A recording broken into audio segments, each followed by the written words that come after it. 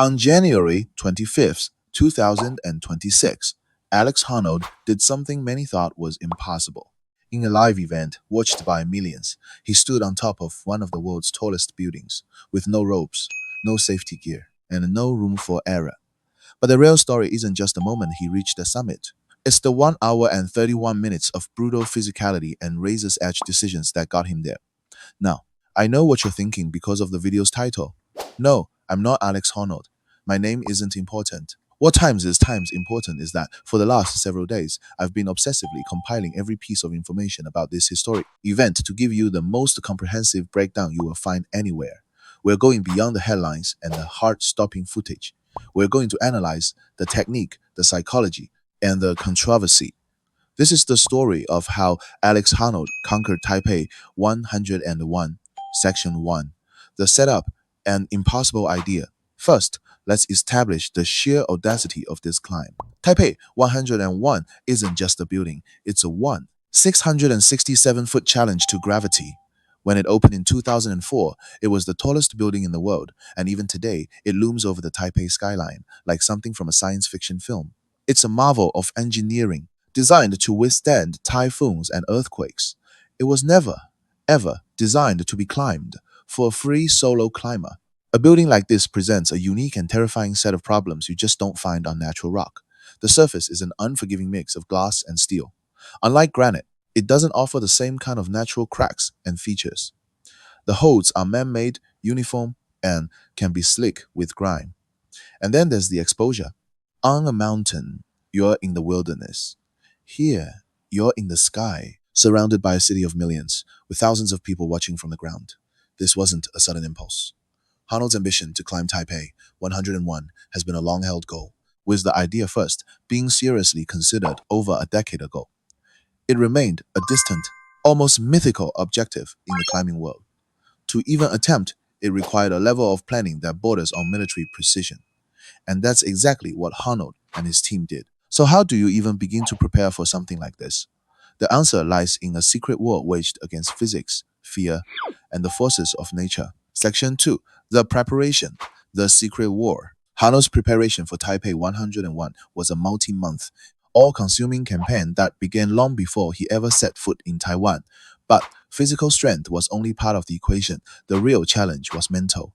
In an interview before the climb, Honnold acknowledged that viewers would likely be on edge watching the live broadcast, but hoped they could also see the joy and beauty in the experience. This speaks to the core of his mindset, an almost supernatural ability to compartmentalize fear and focus only on execution. Dr. Jamie Shapiro, a professor of sports psychology, noted that this kind of mental preparation, including intense visualization and self-talk, would be crucial for staying composed if the unexpected happened. And times happen. The entire event, a massive production by Netflix called Skyscraper Live, was originally scheduled for the previous day. But just as millions were preparing to tune in, the team made a critical decision: postpone for 24 hours. The reason? Rain.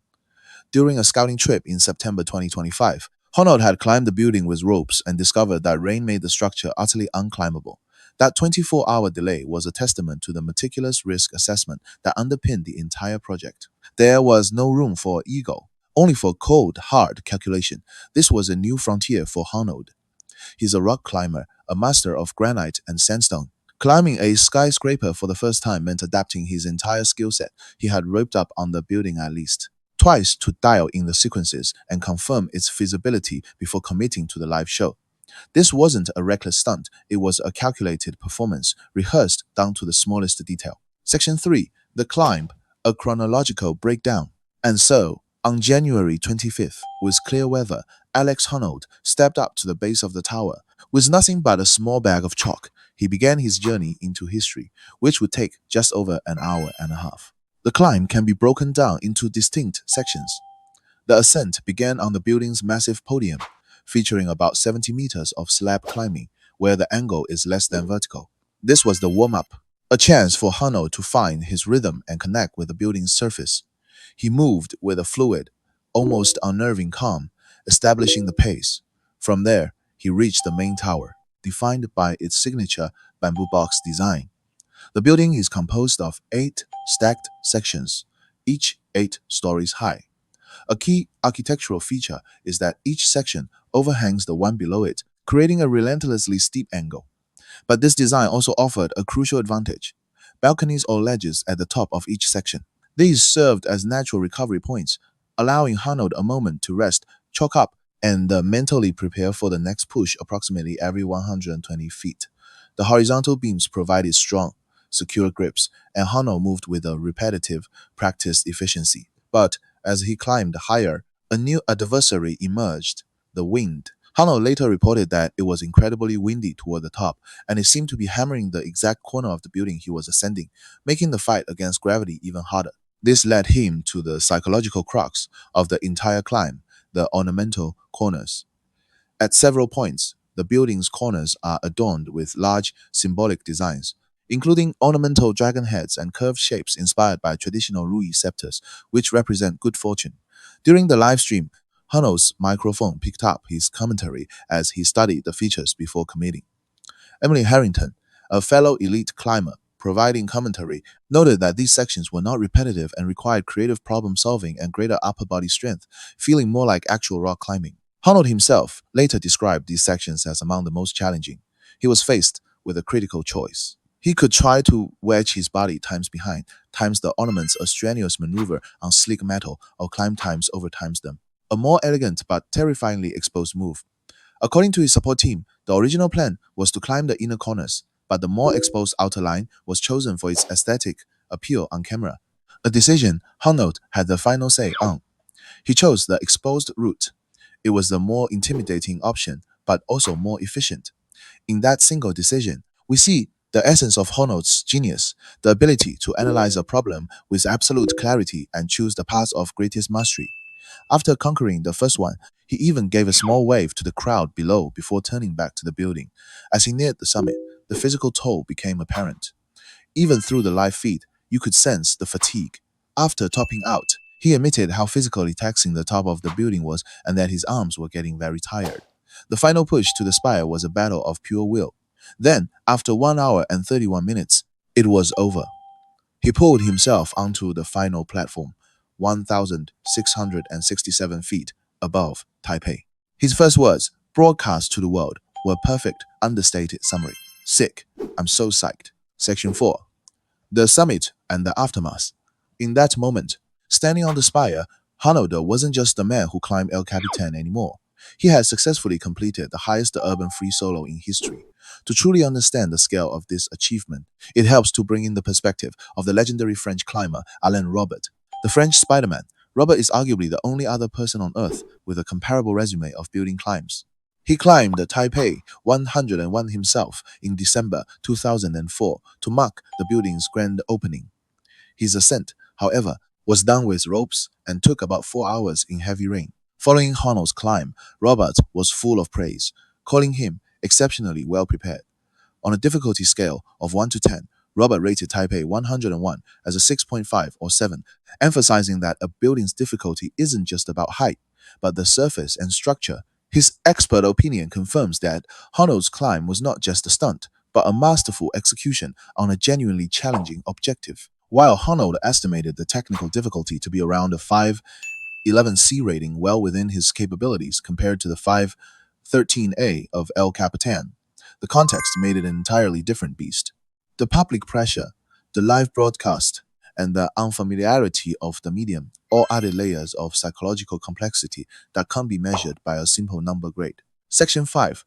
The controversy and the why. Of course, an event like this doesn't happen without generating some debate. The live broadcast on Netflix sparked considerable discussion about the ethics of televising such a high-stakes endeavor. Many in the climbing community and beyond questioned that if we should be turning human risk into primetime entertainment. Then there was the question of money. Reports surfaced that Honnold was paid in the mid-six figures, around $500,000. In an interview, Honnold himself described the amount as embarrassingly small compared to mainstream sports contracts. He was clear that compensation wasn't the main motivation. I'm not getting paid to climb the building, he said. I'm getting paid for the spectacle. I'm climbing the building for free. He stated that if he had been given permission without a TV program, he would have done it simply for the experience. This gets to the heart of the why. For Netflix, it was a calculated business decision that leveraged the gap in perceived risk. To the average person, it looked like an impossible, death-defying stunt. To the experts and to Honnold, it was a manageable, though serious, challenge with a high probability of success, thanks to the building's features and his immense preparation. For Honnold, it was about fulfilling a decade-long dream and pushing the boundaries of his sport on a global stage. In the end, Alex Honnold's free solo of Taipei 101 was far more than just a climb. It was a masterclass in preparation, a clinic in psychological control, and a statement about human potential. From the months of specialized training to the critical 24-hour weather delay, every decision was calculated to minimize risk. His methodical breakdown of the route, his calm execution under pressure, and his masterful solution to the building's unique architectural challenges all paint a picture of an athlete operating at the absolute peak of his powers. This wasn't just about physical strength, it was about a quiet, obsessive pursuit of perfection. It was about proving that the most audacious goals are achievable not through reckless abandon, but through meticulous planning and an unbreakable will. What part of this climb blew your mind the most? Was it the technical skill, the mental fortitude, or the sheer audacity of the idea itself? Let me know in the comments below. And if you enjoyed this breakdown, make sure to subscribe for more analysis of legendary human achievements. Thanks for watching.